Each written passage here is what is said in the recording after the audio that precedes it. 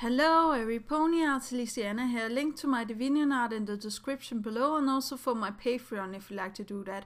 Warning, this video will contain pictures from Google that is not mine. Please go and give respect to the owners of these pictures and copyrights.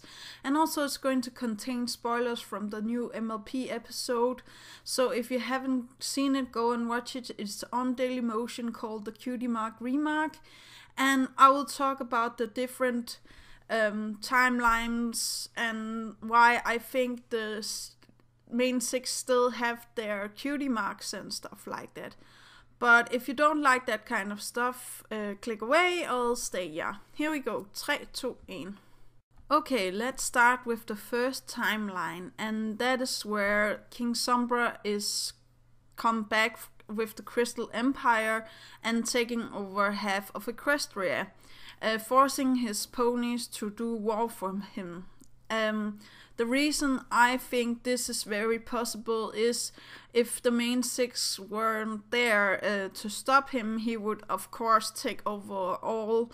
I do even believe that he might kill even maybe Luna or, you know, Cadence. Maybe he would take Cadence.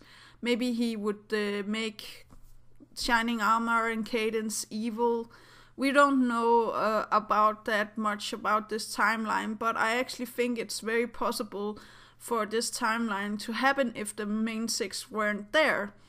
Now, the reason I feel like he is stronger than, you know, Celestia and Luna is because we see in the fight scene that even with Celestia in the main front, it still, you know, takes every pony to get help for the combat line, or how to say that. Every pony have to do their jobs and stuff like that. Also, I do feel like this could also be in a timeline where Luna is still trapped in the moon. She has been imprisoned in the moon for 1,000 years, so yeah, but even if she returned, there's still a possibility of Celestia reforming her herself, or she realizing herself that she don't need to be Nightmare Moon. But who is to say that Nightmare Moon haven't joined Sombra in this case and are just, you know, chillaxing in the castle or something? I don't know, you guys. I just feel like I don't feel like Nightmare Moon is such a big possibility in this universe where Sombra has it all, but maybe that's just me. For the next timeline, yes. Okay, in the next timeline we see that Chrysalis have overtaken, and the only pony left to defend this timeline is actually Sakura. And I do feel like this would also make great sense, because if the main six weren't there, I do believe that Sakura is the most, I will not say magical, but she's actually the strongest if you look upon. If Chrysalis killed, you know, Celestia, if Chrysalis killed Nightmare Moon, or Luna reformed Luna, there's a great possibility that Sakura would actually take on the responsibilities of being this leader of this rebellion. And I do believe that Chrysalis would have no problem at all overtaking with her changelings and stuff like that. So that's not so much to say about this timeline. I just feel like it makes sense that, you know, that she's stronger. We also see her, you know, battling Celestia in the other episode of the Crystal Empire, and Celestia fails, which means that Chrysalis is actually stronger. And imagining her taking over, you know, Shining Armor completely, killing Cadence, killing Celestia, I don't feel like, you know, Nightmare Moon would be at any risk or have to say that. I don't believe that she could have handled Chrysalis And she also have all of her changelings to help her, so yeah. But the next timeline. Okay, the next timeline is Nightmare Moon, and this is what was supposed to happen when Nightmare Moon comes back and Celestia is not able to reform her own sister without the help of the main six.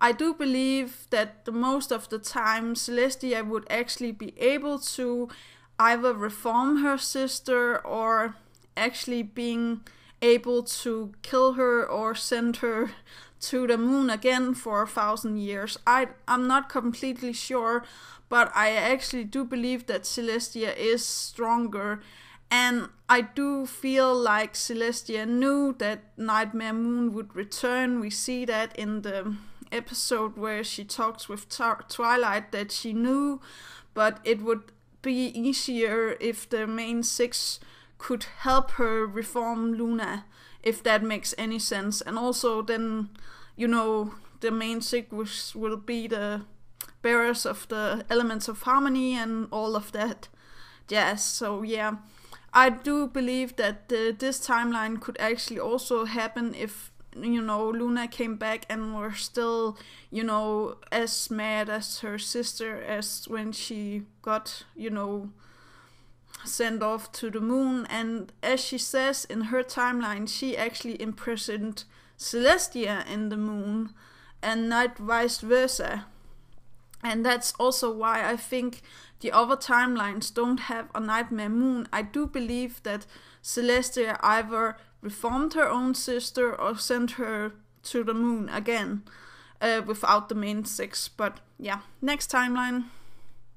Okay, the next one is a little bit difficult to explain because it's Discord's timeline, and we all know how he broke out of his statue. It was because the CMC was fighting in front of his statue and chaos was brought upon, Ponyville.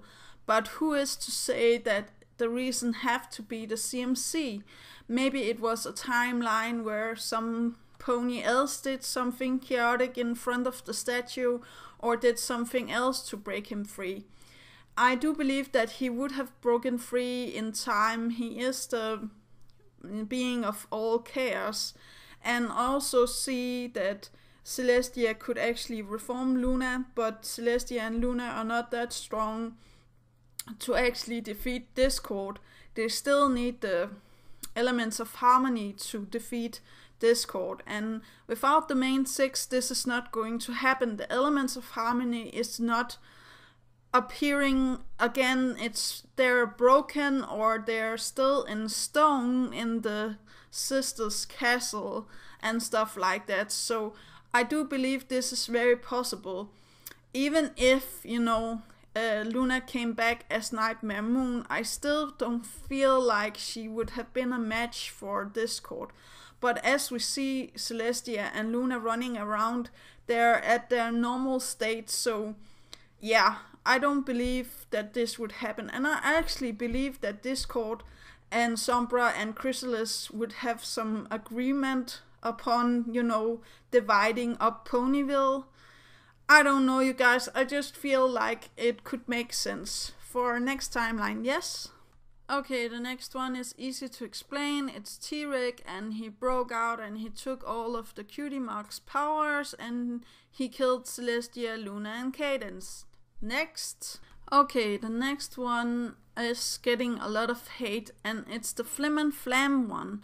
And actually, I do believe it makes sense because in the episode Super Squiddy C6000 or 9000 or what it's called, it's said in the contest by the mayor that the ponies that makes the most barrels would win.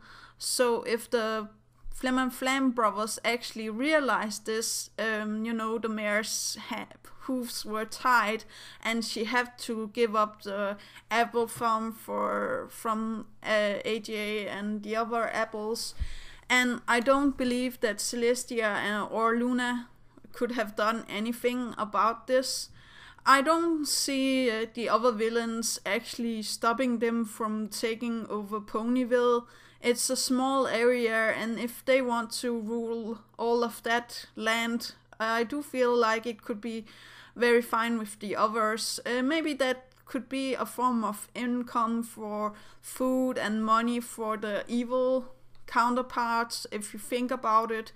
And also, as we see in the first parts of the episode, we see that apples have gone, to more where it's a form of factory, and I do believe that Flim and Flame actually were able to do this, and without, Twilight or the main six being friends, I do believe that the Flim and Flam brothers would have taken over easily and didn't even need to cheat. So yeah, that's all.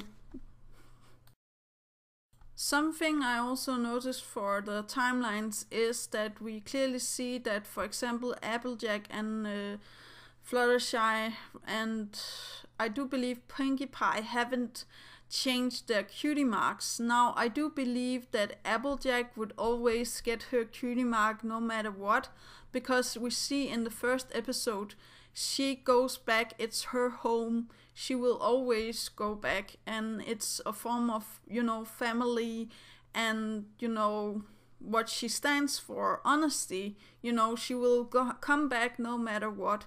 And that's also why, Twilight goes to her first. She knows that Applejack is the one that haven't changed that much for the other main six. And also why I feel like Applejack is very important in the main six events. Also, I do believe that they are more representing what they stand for, not the cutie mark itself, loyalty, honesty, laughter, kindness, generosity, because we see that Rarity is generous to lend a hand in the war. We see that Pinkie Pie still have her laughter cutie mark, but who isn't to say that she could have some positive vibes in the other universes? It's just happiness is not always the same thing, and sometimes happiness is something with also love and family, and something we have to hold near and dear to our hearts, and also kindness that Fluttershy has. Of course, the cutie marks could have looked different, but I actually still believe that the main six will still represent their cutie marks.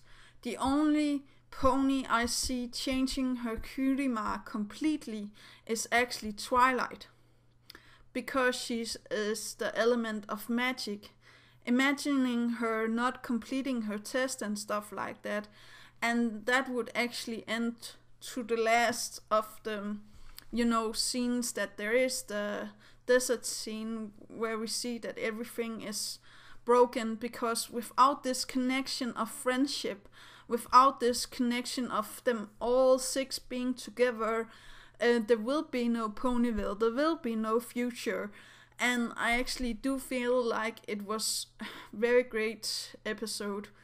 The one future I would actually have wanted to see so much was actually a future where Starlight have taken over. Imagining, if Twilight was taken to a future where Starlight actually were the one to taken over, and we see it wasn't that bad, or at least the ponies are so brainwashed, or how to say, that they don't feel it's bad, because she didn't, they wanted to have their cutie marks, of course, but I just feel like that could be a very grim and dark future for the My Little Pony show. But I also feel like it could have been too grim and dark for the writers to take, and I actually do believe that the way that they did it was the best thing.